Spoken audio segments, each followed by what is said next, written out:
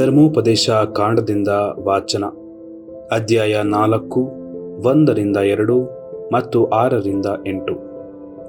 ಇಸ್ರಾಯೇಲರೇ ಕೇಳಿ, ನೀವು ಜೀವದಿಂದುಳಿದು ನಿಮ್ಮ ಪಿತೃಗಳ ದೇವರಾದ ಸರ್ವೇಶ್ವರ ನಿಮಗೆ ಕೊಡುವ ನಾಡನ್ನು ಸೇರಿ ಸ್ವಾಧೀನ ಮಾಡಿಕೊಳ್ಳಬೇಕಾದರೆ ನಾನು ಈಗ ಬೋಧಿಸುವ ಆಜ್ಞಾವಿಧಿಗಳನ್ನು ಗಮನದಿಂದ ಅನುಸರಿಸಬೇಕು.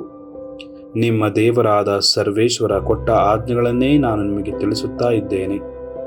ಈ ಆಜ್ಞೆಗಳನ್ನು ನೀವು ಕೈಗೊಳ್ಳಬೇಕೇ ಹೊರತು ಅವುಗಳಿಗೆ ಏನೂ ಕೂಡಿಸಬಾರದು, ಅವುಗಳಿಂದ ಏನೂ ತೆಗೆದು ಬಿಡಬಾರದು. ಇವುಗಳನ್ನು ಕೈಗೊಂಡು ಅನುಸರಿಸಿರಿ.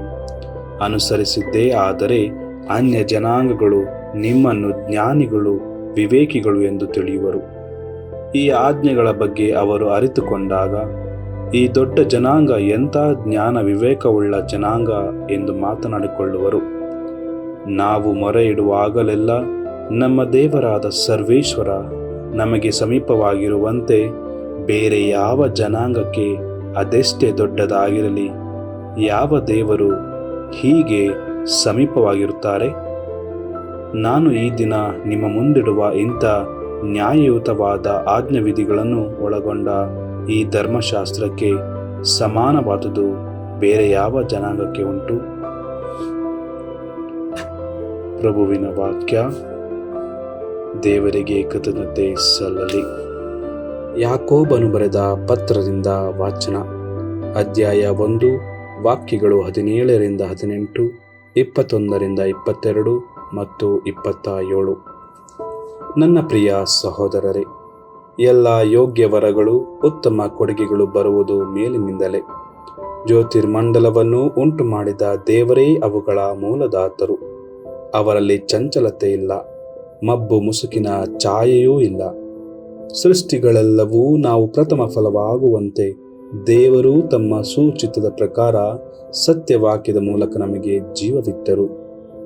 ನಿಮ್ಮ ಹೃದಯದಲ್ಲಿ ದೇವರು ನೆಟ್ಟಿರುವ ವಾಕ್ಯವನ್ನು ನಮ್ರತೆಯಿಂದ ಪರಿಗ್ರಹಿಸಿರಿ.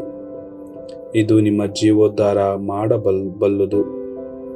ದೇವರ ವಾಕ್ಯವನ್ನು ಕಿವಿಯಿಂದ ಕೇಳಿದರೆ ಸಾಕೆಂದು ತಿಳಿದು ಮರುಳಾಗದಿರಿ. ಆ ವಾಕ್ಯವನ್ನು ಅನುಸರಿಸಿ ನಡೆಯುವವರಾಗಿರಿ. ಕಷ್ಟ ಸಂಕಟಗಳಲ್ಲಿರುವ ಅನಾಥರಿಗೂ ವಿಧವೆಯರಿಗೂ ನೆರವಾಗುವುದು ಹಾಗೂ ಪ್ರಾಪಂಚಿಕ ಮಲಿನತೆಯಿಂದ ದೂರವಿರುವುದು ನಮ್ಮ ತಂದೆಯಾದ ದೇವರ ಮುಂದೆ ನಿಷ್ಕಳಂಕವಾದ ಮತ್ತು ನಿರ್ಮಲವಾದ ಧರ್ಮವೆನಿಸುತ್ತದೆ. ಪ್ರಭುವಿನ ವಾಕ್ಯವಿದು. ದೇವರಿಗೆ ಕೃತಜ್ಞತೆ ಸಲ್ಲಲಿ. ಸಂತ ಮಾರ್ಕನು ಬರೆದ ಶುಭ ಸಂದೇಶದಿಂದ ವಾಚನ. ಅಧ್ಯಾಯ 7, ವಾಕ್ಯಗಳು 1-8, 15-16 ಮತ್ತು 21-23.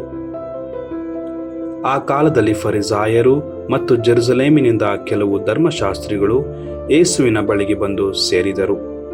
ಯೇಸುವಿನ ಶಿಷ್ಯರಲ್ಲಿ ಕೆಲವರು ಅಶುದ್ಧ ಕೈಗಳಿಂದ, ಎಂದರೆ ಶುದ್ಧಾಚಾರಕ್ಕೆ ಅನುಗುಣವಾಗಿ ಕೈ ತೊಳೆದುಕೊಳ್ಳದೆ ಊಟ ಮಾಡುವುದನ್ನು ಅವರು ನೋಡಿದರು. ಫರಿಸಾಯರು ಇತರ ಯಹೂದ್ಯರಂತೆ ಕೈಗಳನ್ನು ವಿಧಿಬದ್ಧವಾಗಿ ತೊಳೆಯದೆ ಊಟ ಮಾಡುವುದಿಲ್ಲ.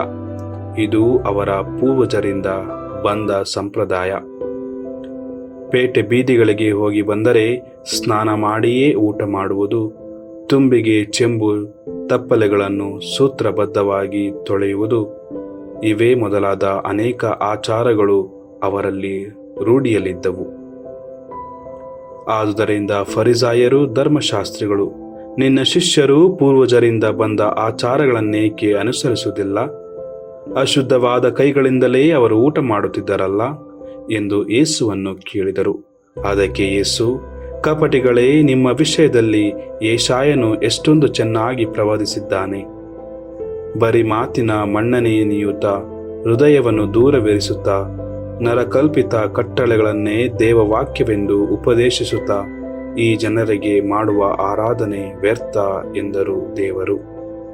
ನೀವು ದೇವರ ಆಜ್ಞೆಗಳನ್ನು ತೊರೆದು ಮಾನವ ನಿರ್ಮಿತ ಸಂಪ್ರದಾಯಗಳನ್ನು ನಿಷ್ಠೆಯಿಂದ ಪರಿಪಾಲಿಸುತ್ತಿದ್ದೀರಿ. ನಾನು ಹೇಳುವುದನ್ನು ನೀವೆಲ್ಲರೂ ಕೇಳಿ ಗ್ರಹಿಸಿಕೊಳ್ಳಿ.